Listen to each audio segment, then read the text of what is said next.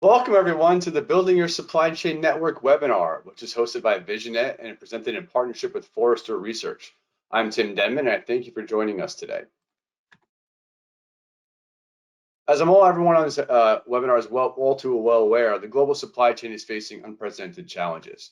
Getting goods from one place to another has always been a highly choreographed dance, but in recent years, that dance has increasingly become difficult. Pandemic-related challenges, workforce shortages, manufacturing disruptions, transportation interruptions, they've all contributed to produce a difficult and unpredictable global supply chain. Add to that the need it now demands of the modern consumer, and we have an increasing urgency to not only plug the holes in the current supply chain infrastructure, but to reimagine and reinvent what the modern supply chain is and can be. And what it can be is a driver of accelerated business growth. Oops, I'm sorry. Too far. On this slide, you can see the agenda we have planned for today's webinar. First, we're going to meet the panelists, which we'll do in just 1 minute. Our panelists will explore the traditional supply chain approach and its drawbacks, how a forward-facing collaborative supply chain can help address some of these shortcomings, how to get started implementing a supply chain network, and how this next-gen approach can really become a reality. We'll be sure to leave plenty of time at the end of the webinar to answer any and all of your questions. Joining us today to explore these topics and more are Ahmed Raza. He's the Vice President, Head of Product Engineering and Strategy at PartnerLinQ by VisionNet, and George Lawrie, who's Vice President, Principal Analyst at Forrester. Gentlemen, thanks for taking some time to join us today. Why don't you both take a moment or two to introduce yourself and discuss your roles at your respective companies. Ahmed, why don't you go first? Hi, Tim. My name is Ahmed Raza, and I kind of head our overall supply chain related products group. And the key idea is to help our customers and kind of really build the networks for the future, right? And this is what we're aiming for at this point.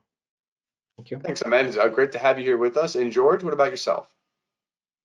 Tim, I'm one of the analysts at Forrester. I've been at Forrester now, pretty much 20 years. Looking at supply chain, the things that concern our clients, and our clients tend to be global billion-dollar companies. They often have a tiered supply chain. They have that very extended supply chain right across the world. And just as you said, Tim, they have very demanding clients, sometimes in the B2B world as well as in the B2C world. So I look at technologies and approaches that can help them to I'd say, master some of the uncertainty and disruption that they have now. Well, thanks, George. I'm excited to hear your take on the supply chain. Before I hand the virtual mic back over to George to walk us through the current state of the supply chain and the changes that are necessary to build the bulletproof supply chain of the future, I'd like to encourage everyone in attendance to send in their questions and comments throughout the webinar. We'll be employing a conversational style for our roundtable discussion and Q&A with the audience during the second half of our webinar today. So please use the question box on your screen to send in questions and comments. We'll do our best to get all of your questions live during today's webinar, but if for any reason we can't get to all of them, we'll be sure to follow up with you at the completion of today's event. So keep those questions and comments flowing in. But for now, I'm going to turn the floor over to George to get us started. George, go ahead and take it away. Okay, Tim, thanks. So in my little section, I'm going to talk about the problems that there are in traditional supply chains. It's actually in the word. A chain itself is brittle and it's binding, and that doesn't really work. I'm going to look at what we're seeing people develop, these collaborative supply networks that point away to the future. And then I'm going to be, I'm going to be a bit prescriptive and suggest some of the things you might want to think about in terms of getting started on your own supply network. What might you need to do? Having a bit of difficulty advancing the slides for some reason. Let's see what happens.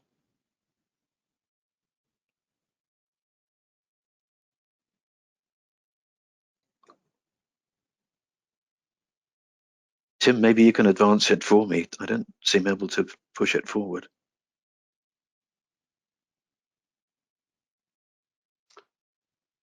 I do not have, oh, here we go.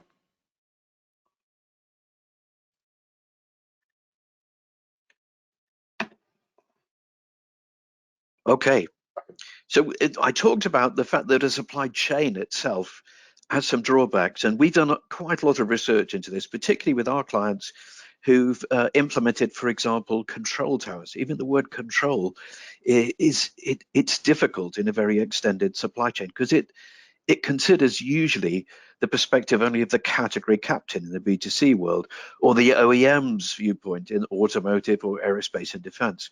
And so we found people, have had difficulty coordinating their response to quick changes in demand or interruptions in supply.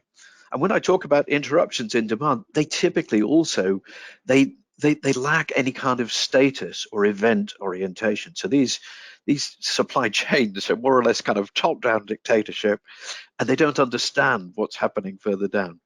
They also tend to think about transactions rather than probabilities. A little bit later on, we'll talk about the supply chain risk. And this is very big with people thinking about sustainability and thinking about risk management.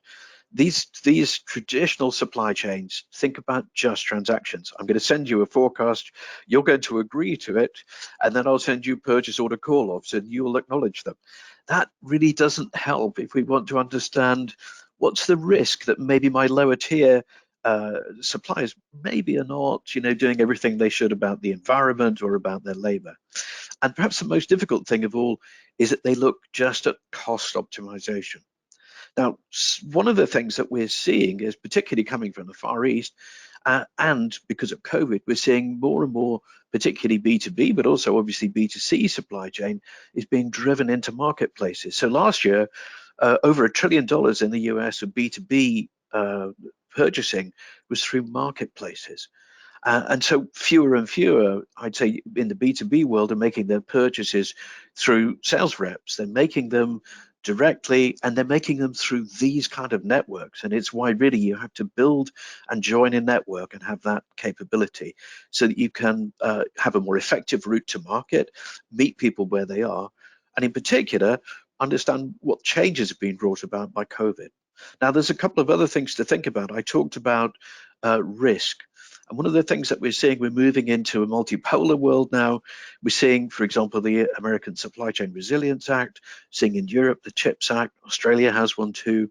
It means you have to know everything about the lowest level in your supply chain. If we go on to the next slide, we'll talk a little bit more about that risk aspect as well. But to do that, to really know about your extended supply chain, you've got to have some agreement about the way you exchange data. And typically, that's really your requirements are changing all the time and the standards are not. People worry about the standards committees. Many of our smaller clients go, yeah, the large companies decide all that, and we're not involved. And we've seen what happened in the B2C world. People tended to skirt around GS1 and GDSN and just went straight to synchronizing content with Amazon. We're seeing the same thing happening in B2B.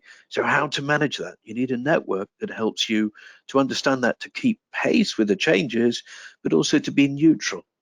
And also, the need to be able to expose your commit and your upside and expose it in a controlled way. So particularly in the manufacturing supply chains that I work with, sometimes we're going to have a boost in demand. We need to know which of our suppliers can help us with that. And they don't want to tell all their competitors what their availability is, but they might want to tell their customers. And finally, we need to be able to onboard people and to manage their data feed with very little time and effort. And it's really important, these networks, to do it. So let's look at the next slide, if you can push on for me. Yeah, this is, we talked a little bit about uncertainty. That last slide was the World Uncertainty Index, which used to be published by the Stanford Institute. I don't think they do it anymore. So yes, of course, there are new channels. Yes, of course, there are new product variants. Yes, of course, there are new competitors, but also a bunch of external stuff. So tariff and non-tariff barriers, lots of ESG regulations. On the next slide, we'll see an interesting example of that. Many of you might not really know a lot about this. The Lieferkettengesetz already is a law in Germany, but it's coming for a new edition in 2023. And for any large company that buys or sells or has any dealings at all in Germany, they're exposed to this. And they have to do the supply chain due diligence on environmental damage and workers' rights violations right through their entire supply chain. And you can imagine, if you're a global company, you might have 29 layers in your supply chain. You have got to manage that. And that's why I talked about the fact that it's about risk. It's about, you don't necessarily know, will people declare to you what they're doing and in which countries they're doing it? No, they won't. So you need to have some kind of risk management about that. Let's go on to the next one. So we talked a little bit there about some of the challenges of traditional supply chains and some of the new regulations. But what about collaborative supply networks? Why do they point to the future? Well, our clients tell us what they're looking for is a kind of responsive network that will balance the just in time that we've been doing with the just in case that you need in your supply chain in order to be protected and resilient. So what they're looking for is a shared view of demand, all the elements of demand. So in B2C, that's, yes, it's seasonality, but it's also promotion, it's new products. They're looking for embedded analytics and AI to detect events. Remember, I talked about this event or condition awareness. They want to be able to detect that and to have some kind of AI to help people collaboratively to solve it. So a shared view of these events and contingent replanning. So that's the kind of thing they're looking for, a network like that. Let's go on to the next slide. And one of the things that we've seen people do already in manufacturing is start to investigate smart manufacturing. You've probably seen some of this. So people talking about a digital twin and people talking about a lot size of one. But in order to do that, people talking about additive manufacturing, I've just been researching that in the supply chain. But to do that, you need a smart supply chain. Let's go on to the next one. And a smart supply chain, if we go on to the next slide, a smart supply chain needs some very specific capabilities. So it needs to understand demand signal repositories, needs to have an integrated business plan. Most of all, it needs visibility of status and condition throughout that supply chain, even for things that we don't own. So that status is a very important element of it. And let's go on to the next one. And once we can do that, we can start to have, people say this to me, they say they want a sales and operations planning process that spans not just their enterprise, but their entire supply chain. It integrates the planning and execution. So a kind of master schedule that enables them to integrate their business planning, their forecasting, and integrate their execution and the execution of their suppliers as well. Let's go on to the next one. So how might you get started on this kind of supply network? What would you need to do? Let's look at the next slide. Well, you probably need to have a network in which you can authenticate and identify your partners. So you need to be able to onboard them. You might invite them just as you do your friends for LinkedIn, your colleagues for LinkedIn, your friends for Facebook, but they need to be authenticated. You might then want to synchronize the way in which you work together around data. So what is the meaning of this SKU? You call it something else, I call it this. What does the whole network call it? And then what you want to do is to share and schedule. So you want to share your forecasts and agree them, and you want to share your call-offs, your purchase orders, you're available to promise, you're capable to promise. So let's go on to the next one. You need to be able to collectively anticipate demand. And that means pulling in a view of demand from many different locations, and not just, let's say, time series data, but also predictive data, expert estimates, the same way that you do with S&OP. So you need some statistical foundation. You need people to be able to comment and work on that together. Let's go on to the next one.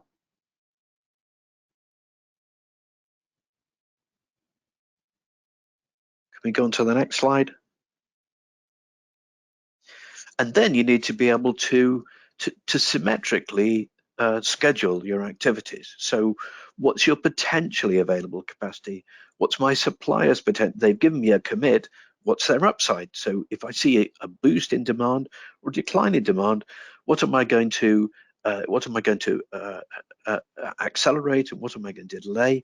And who can help me to solve this? I'm going to have action messages, same way as you have a master schedule when you're manufacturing. You have a master schedule for your DRP and for your collaboration with action messages for everybody saying, expedite these orders, postpone those orders. Might be production orders, transportation orders, purchase orders. Let's go on to the next one.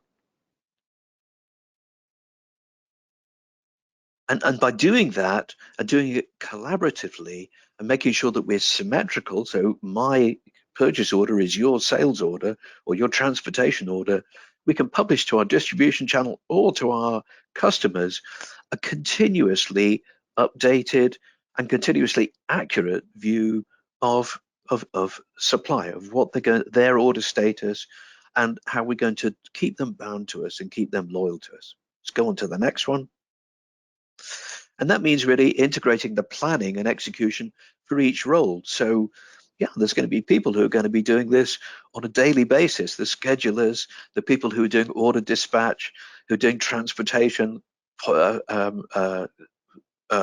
on demand, and they're going to be people working on a weekly basis, a monthly basis, and perhaps even on a yearly basis. So what we need to do is in our supply network to be making sure that we're working with our partners, our customers and our suppliers, providing transparency around this. And this is the basis for putting in some augmented intelligence and for doing an analysis that enables support of each decision across the planning horizon. Let's go on to the next one.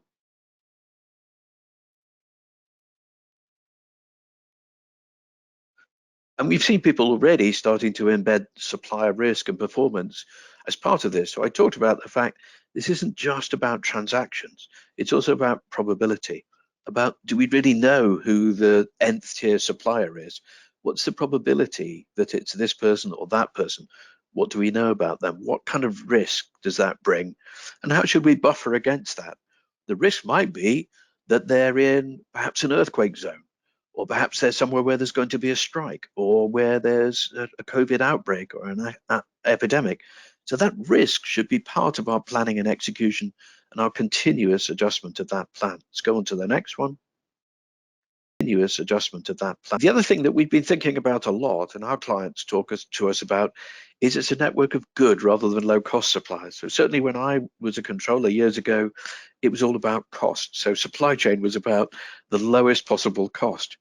Now it's not so much about that. We're designing around the idea of, I'd say, suppliers who work more willingly with us, who provide transparency around regulatory compliance, for example, and who are motivated to collaborate with us in this way to manage risk, but also to expose capacity and to collaborate with us also on demand. So let's go on to the next one. How can you get started on your own supply network? Let's do one or two quick statements on that. You've got to identify and authenticate the partners. Onto the next one. You've got to synchronize the data that you share between each other. So you've got to agree what it is. Onto the next one. You've got to harmonize semantics. This is a big one in things like apparel. So what do we actually mean? What is thread count? This is when I talk with my clients, they talk about standardizing silhouette, thread count, and so on. You've got to do that if you're going to work together. So it might be to quite low level of detail. And you've got to share your forecasts and demand signals. And that means being quite open with each other about what you know and collaborating on what might happen with demand. On to the next one. This is an assessment that we run. If you're interested, there's a link down there. You'll get these slides where you can track how effectively you're doing this, how effectively you're anticipating demand and synchronizing supply. And you can pull in some of your peers and see how are you doing in terms of agility and effectiveness. So just a little tool that we use with our clients to get them started to see where are we and what do we need to do next. On to the next one. So we talked a bit about this. What will you have to do? You'll need a technology plan. You need governance, so you can make sure that everybody in your company and all your partners work with it. You need insights. We talked about data, and you need a process, a culture, and strategy. All those things are part of your collaborative supply network maturity. And again, we have an assessment around that. Let's go on to the next one. We've seen this one already. These are the links to the research I used to put this together. If you want any of this research, please feel free to contact me. I'll be happy to share it with you. Now, Tim, I think it's back to you. Yeah, George, what a great presentation, very comprehensive.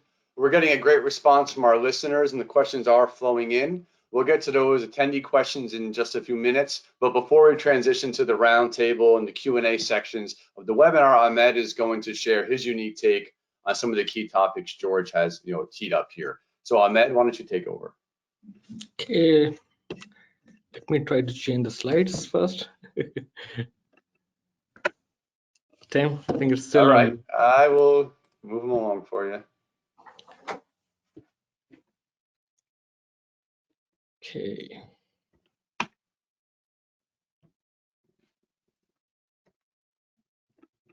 apologize to the audience. I seem to have lost control of the slides. I think I might have it. There we go. Okay, so supply chains or chains as we know them are changing, right, faster than they have always like changed in past, right? And I think like George mentioned, and some of the key things happening there are they are chains, right? So they're going from chains to something that we need at this point, and some of the drivers for those changes are between disruptions, right, caused recently by something like COVID, material or labor shortages, your ships getting stuck in Suez Canal, to basically regional conflicts as well, right? So all of these have kind of brought that whole discussion around changes in supply chain to the forefront, right? But these have been changing like recently for other factors as well. Some of them are related to basically consumer behaviors, right? So your consumers are like changing more quickly than they have in past, right? And in past, most of the supply chains were built for the consumer, who were trained to just wait for things, go for the seasons, go for things that are available in the racks or in the stores, right?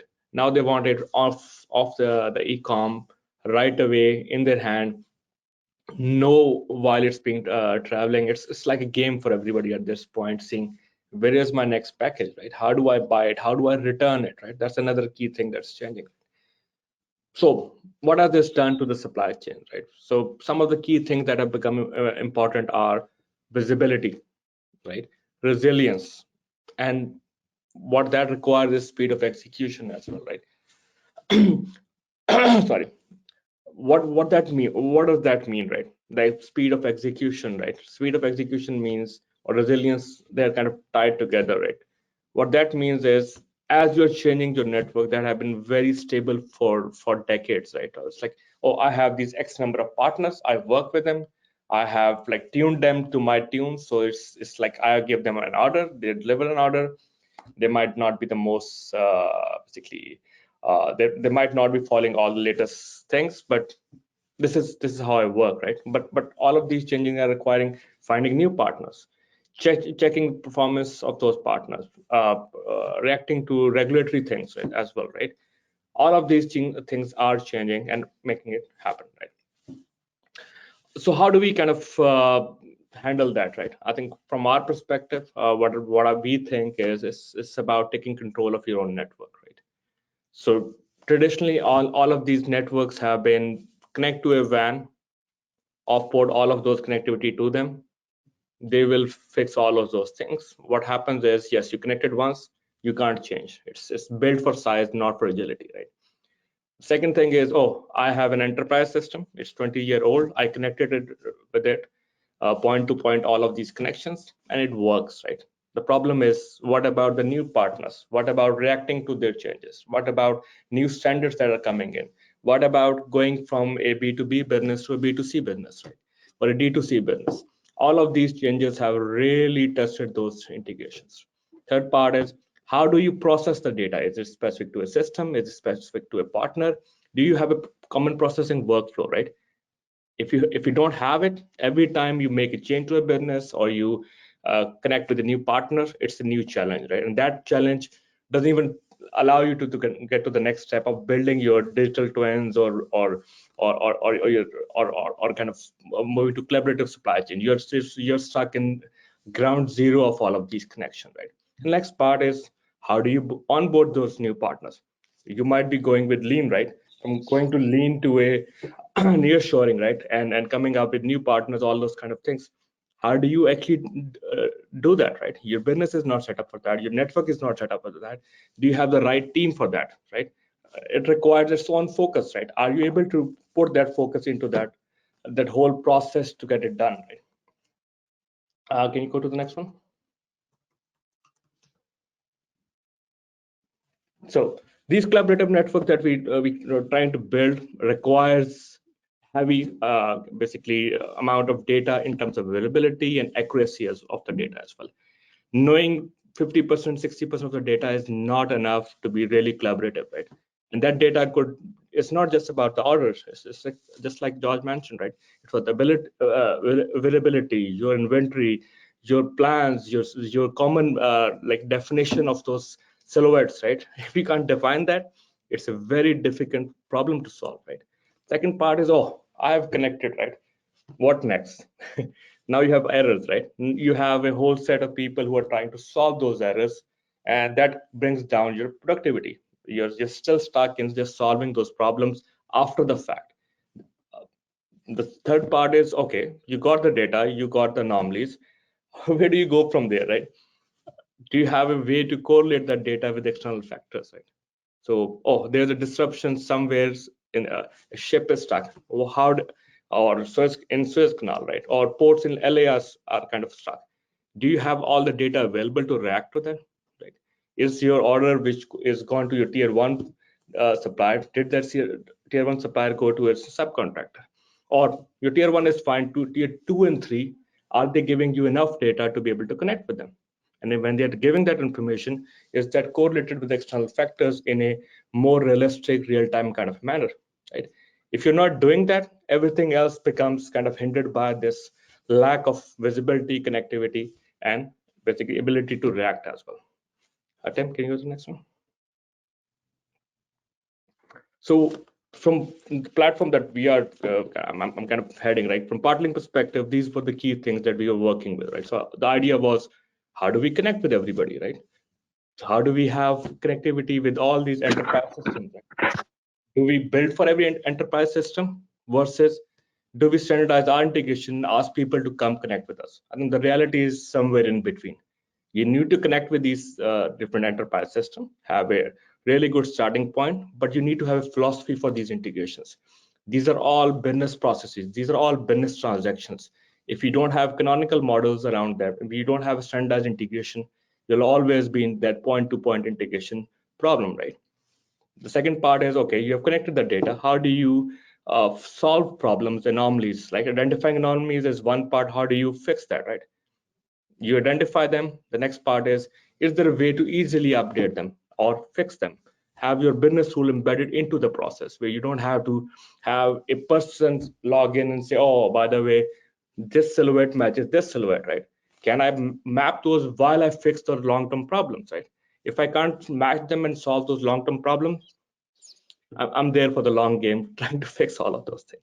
Second part is, can I do it in more intelligent manner? Sorry, can you stick on the last slide, Tim? Can you do it in a more basically like an intelligent way, right? Can I identify those patterns? Can I correlate that data with my? So from the platform perspective, this is what we're trying to do there, as have your business rules, your alerts, your AI, your data all connected together to solve the problem, right? The second, another view of that is, okay, you're a B2B company, right? That's what you thought. Now you're going directly to consumer as well, right? You want to open a new channel, right? How do I go about doing that? All of my systems are just built for one-way traffic with my B2B partners, right? Do I need to bring in a new technology platform? Do I have a new pane of glass to look at some of my transactions? Is that cost prohibitive to make changes to my business model, right? So the idea is the platform has to be something that can go all of these directions in the same time, right? From your EDI, web EDI, we are going to APIs, you could be going to your channels, your files, all of those things should be in one way, and you should be going back to that common processing workflows that allows you to still keep sanity in all of that chaos. Tim, next one. Can you just load the whole slide? So can you keep going? Yeah, sorry. There's one more. One more. So we're making you work, Tim, today. Sorry. So in terms of what that looks like one view of that is just a connectivity view, right? Where you're not dependent on one format of data, right? It could be your API, it could be your EDI, it could be the vans as well, right? Because they are a reality. You don't just have to be on the van, but you need to be connected to all of those vans to make it work, right? And then going to OCRs, to automated bots to bring in all of those data and exchange the data, right? Having the common processing workflow, having those business rules, and then having a common way of connecting with your enterprise system. And By enterprise system, I'm not going with traditional ERP, right? It could be your transportation system, it could be your ERPs, it could be your PLMs, it could be your WMS, 3PLs, all those different systems that you connect to within your enterprise come into the same pane. And then the last part is, as you are in different part of your basically supply chain, right? You could be from a distributor to supplier to a manufacturer. On the other side, you could be a retailer, you could be doing e-com. All of those channels for those companies need to be on the same platform as well, right? Tim, if you can go to the next one.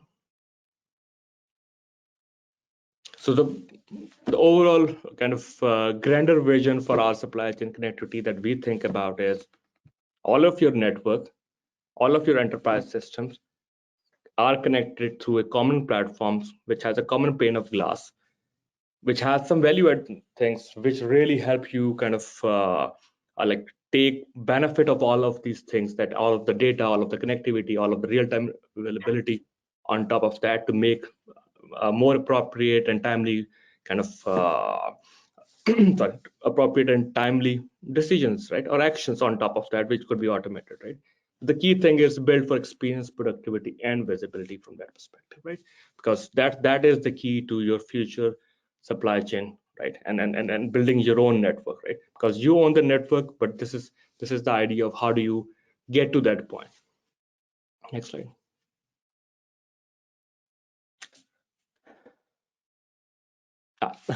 So yeah, the idea is like with PartnerLinQ, the idea is the businesses need to be able to achieve like complete control of their network, right? And the idea is to improve visibility, provide greater productivity, resilience, and accelerate speed of execution to really go to the important things in your kind of supply chain. Thank you.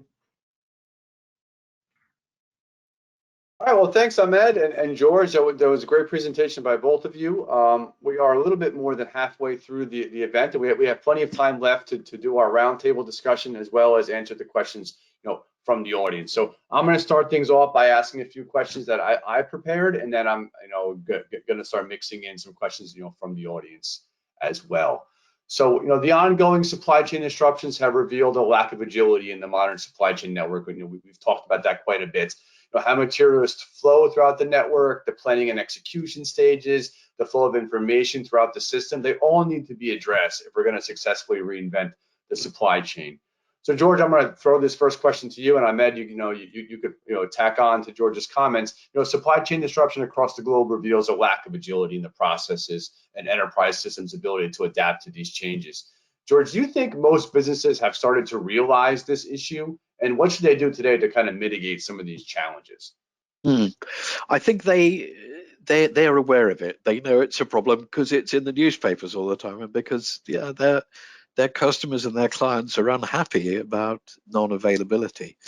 But one of the challenges that we've seen is that people have tried to just, I'd say, accelerate their rate of execution.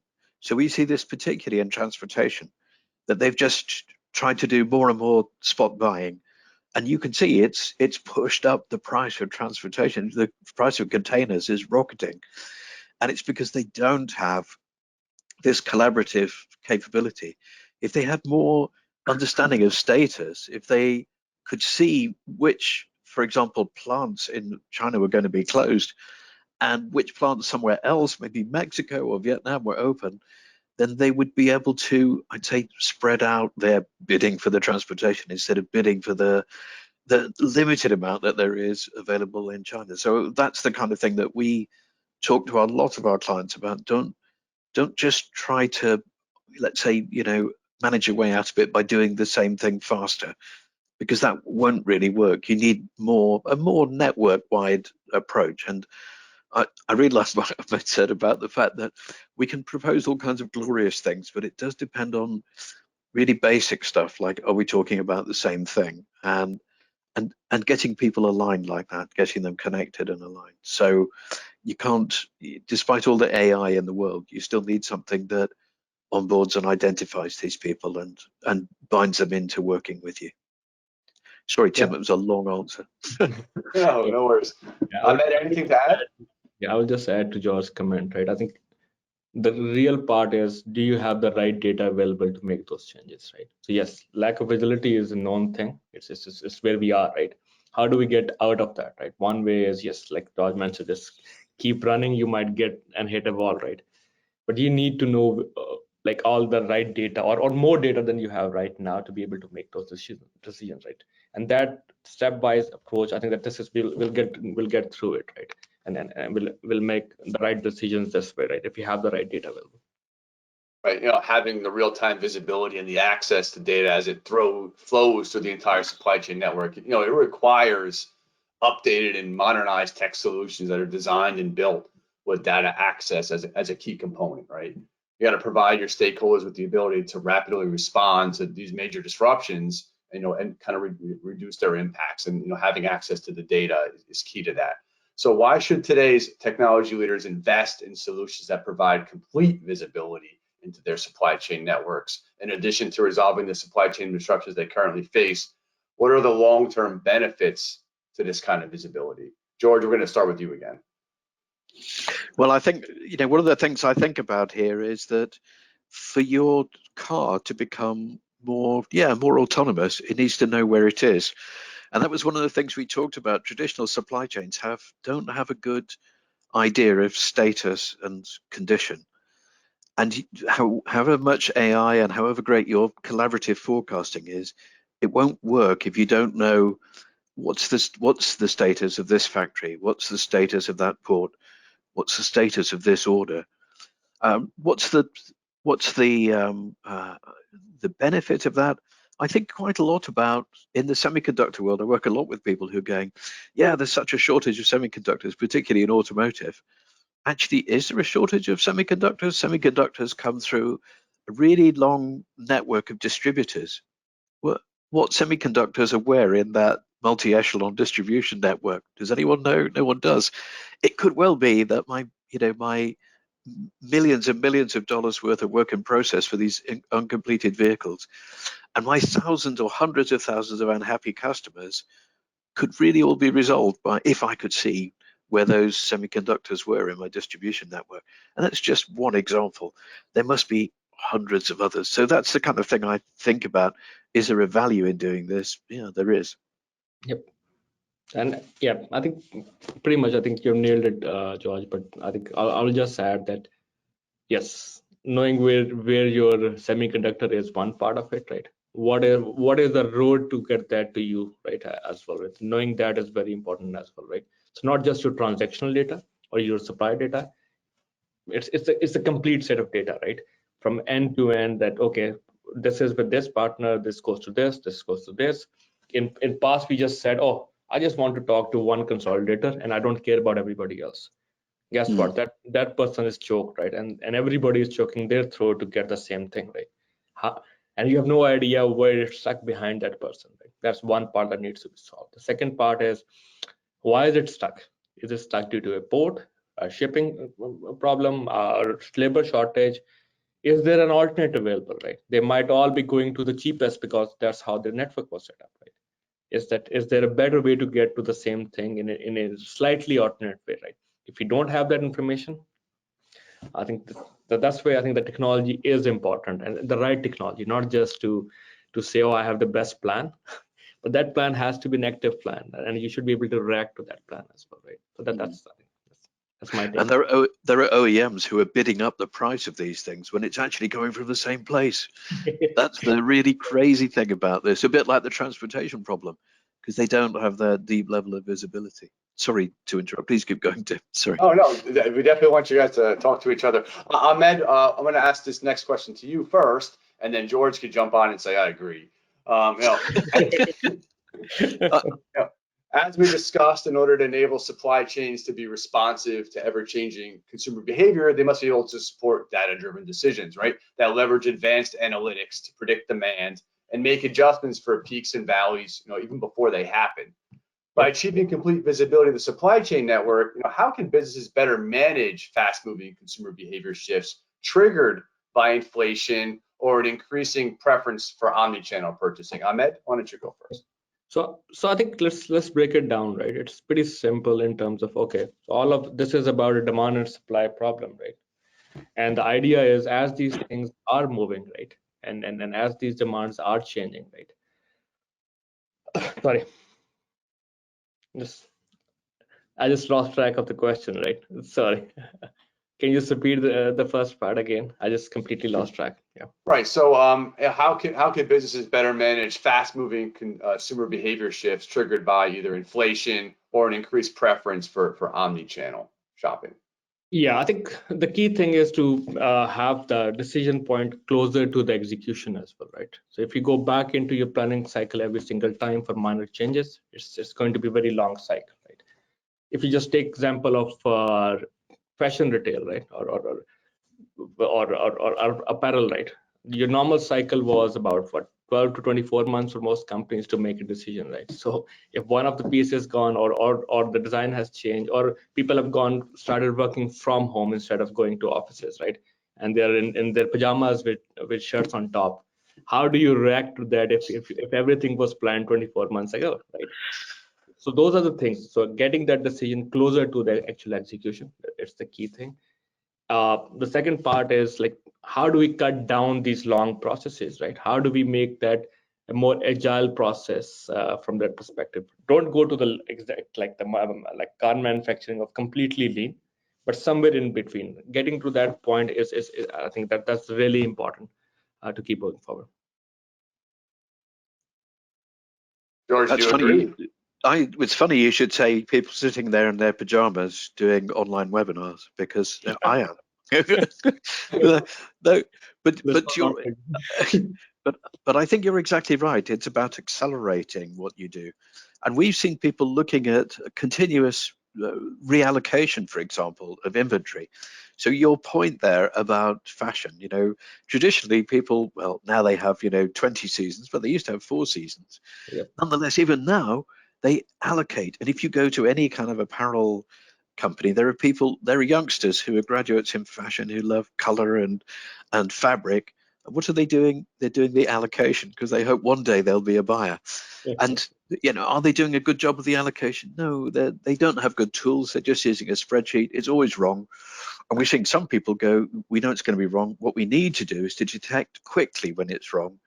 And then what sizes and colors will we reallocate from this place to that place?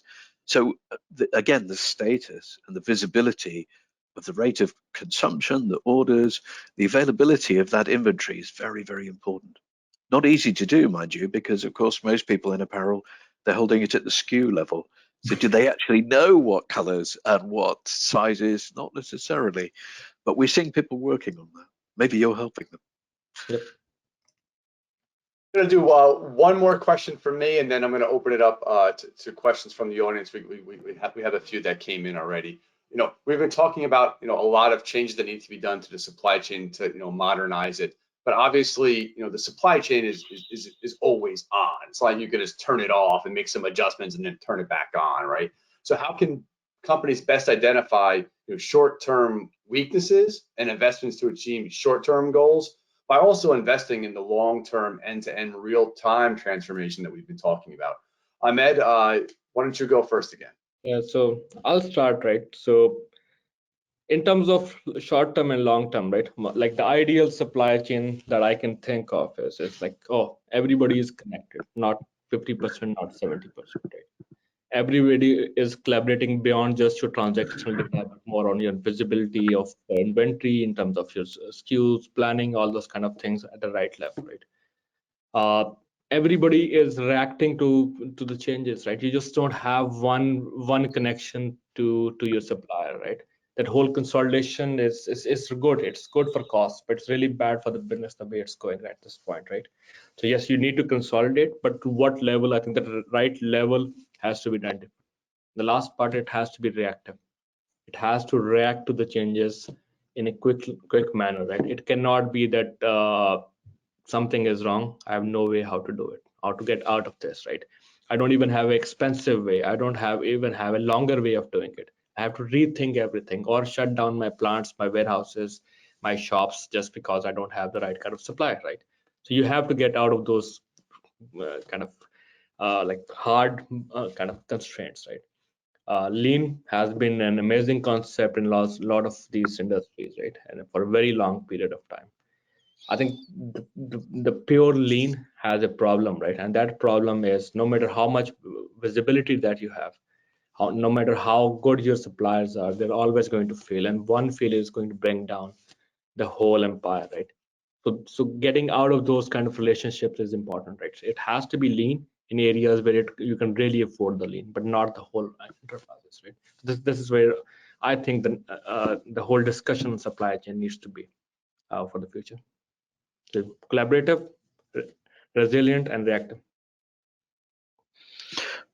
And one element to that, Tim, we've seen people doing is just as they segment their customers, they're also segmenting their supply chain.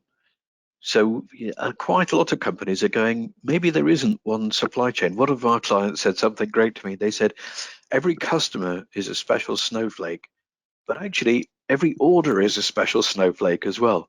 And they said, our dream would be able to spin up a supply chain unique for each order.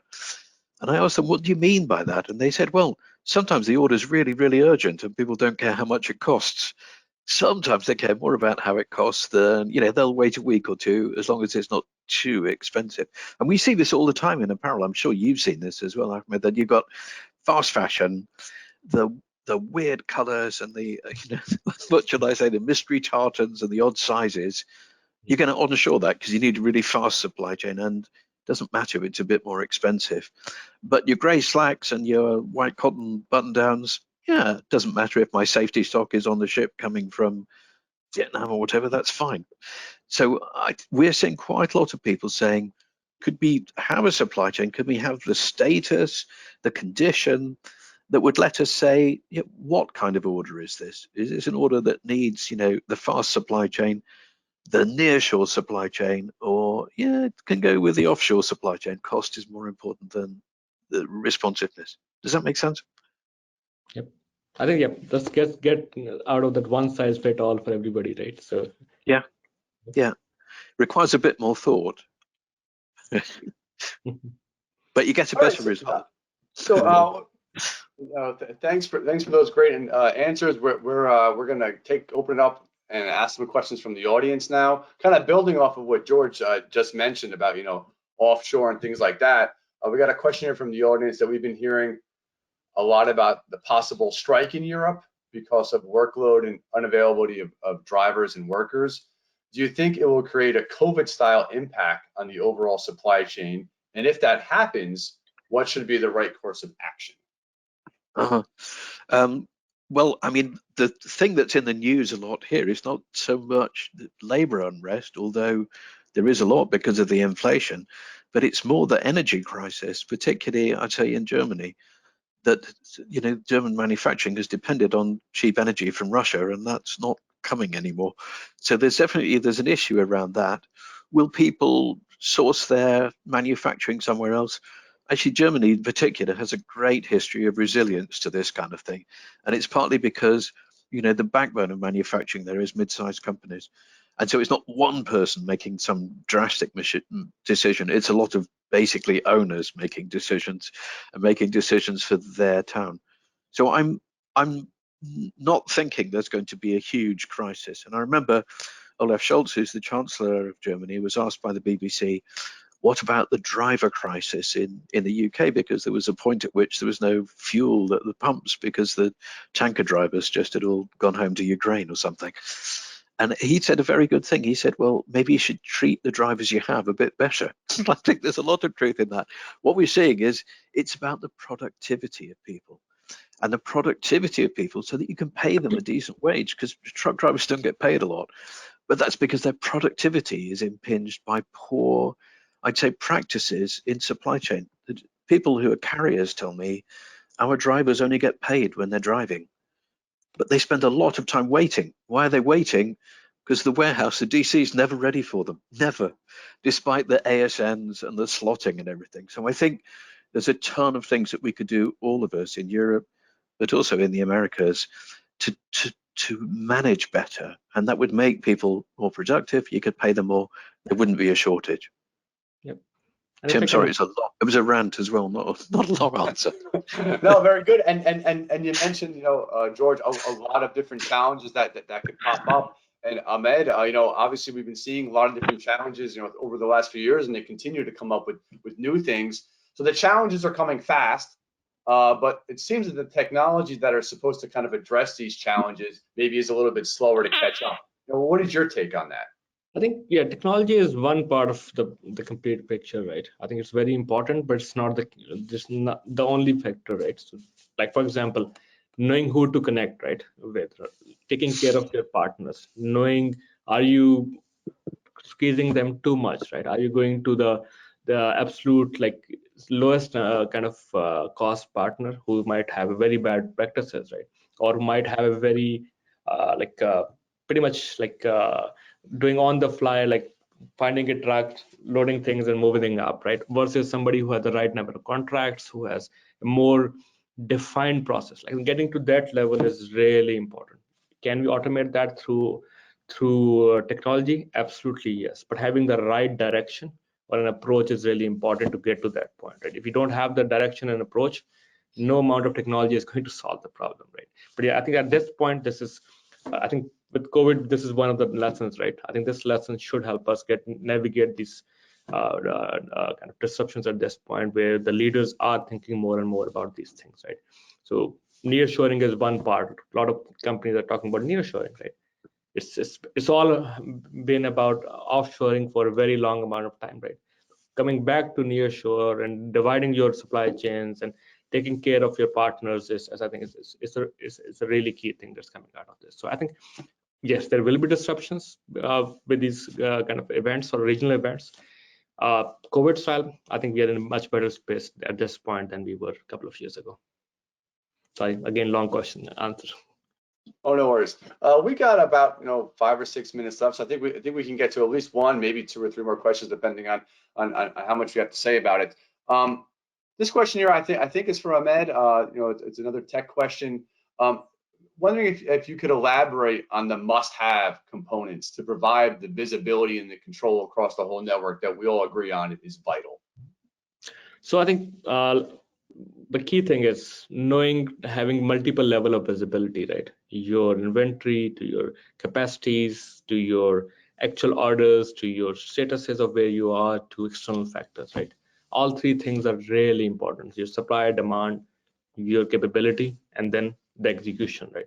You have to have visibility on all of these quadrants to really make a difference, right? Just having like a really clear plan based on the demand or supply is unfortunately not enough anymore, right? It's about all of these factors.